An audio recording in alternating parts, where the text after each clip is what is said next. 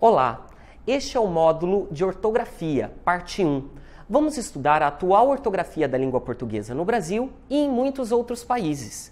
Recomendo que consulte no site da Academia Brasileira de Letras o vocabulário oficial de nossa língua, verificando a escrita de algumas palavras a partir do último acordo ortográfico. Inclusive, não fale mais em nova ortografia, mas fale em atual ortografia. Começaremos agora os nossos estudos pensando sobre o uso do S ou do Z. Veja os primeiros casos aqui comigo. As palavras que indicam nacionalidade, origem ou procedência, compostas pelos sufixos es e esa, são escritas com S. Veja os exemplos. Japonês, japonesa, camponês, camponesa. Agora, na formação do feminino de algumas palavras, emprega-se o sufixo isa, sempre escrito com S. Poeta, poetisa. Papa, papisa. Então já fica claro, quando surgirem essas terminações es e esa e isa, sempre escreva com S. Assim já desaparecem algumas dúvidas. Vejamos os próximos casos. Observe. Rápido, rapidez. Belo, beleza. Frio, frieza. Os sufixos es e esa são escritos com Z neste caso. Veja agora. Análise, analisar. Friso, frisar. São escritos com S os verbos derivados de palavras que já têm S na última sílaba. Agora mais um caso para que você observe. Profeta, profetizar. Memória, memorizar. São escritos com Z os verbos derivados de palavras que não têm S na última sílaba. Fica uma dica. Normalmente mantém-se o padrão da palavra original. Por exemplo, muita gente escreve infelizmente com S. Mas pense comigo, originalmente feliz é com Z, então infelizmente também será com Z. Observe que nessas regras acontece exatamente a mesma coisa.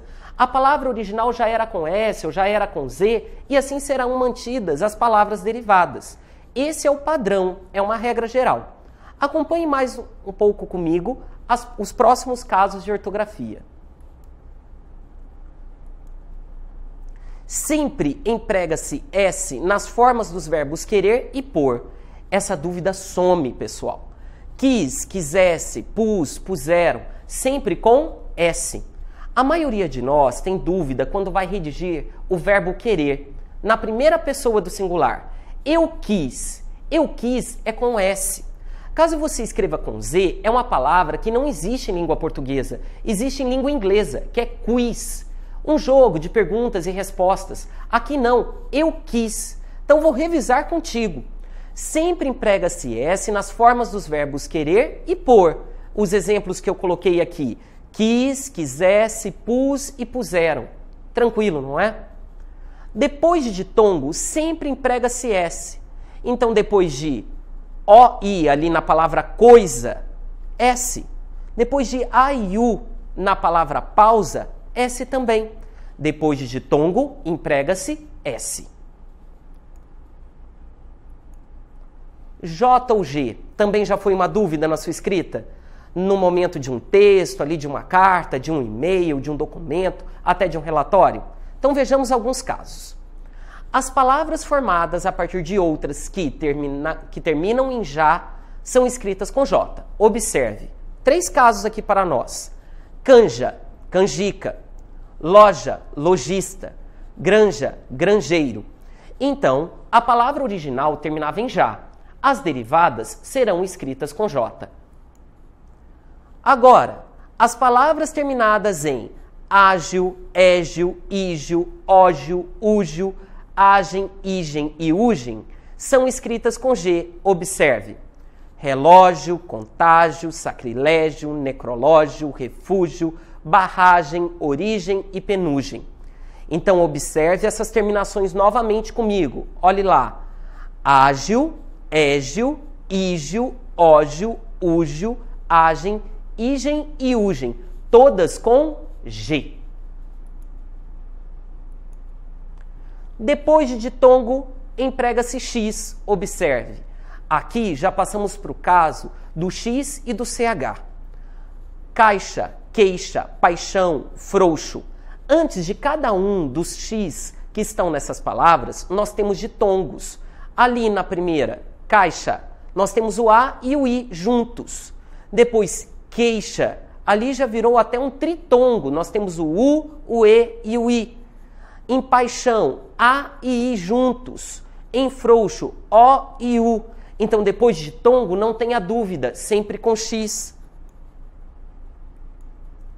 Depois de sílaba inicial em, emprega-se X. Enxurrada, enxame, enxoval. Enxurrada costuma ser uma dúvida, não? Então, começou com em, logo depois eu emprego X. Agora, veremos algumas terminações que sempre são dúvida. O são, quando é com um S, dois S ou com C e cedilha. São, são e são. Vejamos? Quando o verbo apresentar ND, o substantivo dele derivado é grafado com S. Veja, temos aqui o verbo suspender. Depois, veja a palavra suspensão. No verbo, nós temos lá o ND. Então, suspensão, que saiu do verbo suspender, é com S. Agora, observe o verbo compreender. Ele tem ND. Compreensão será com S. Ascender, também com ND. Ascensão será com S. Mais 3 casos. Substantivos derivados do verbo ter têm a terminação grafada com C e cedilha. Veja. Então, acompanhe aqui comigo. Verbos que são formados pelo verbo ter. Deter, conter, abster. Olhe lá dentro daqueles verbos. Tem o verbo ter. Todos eles terão palavras derivadas com C e cedilha.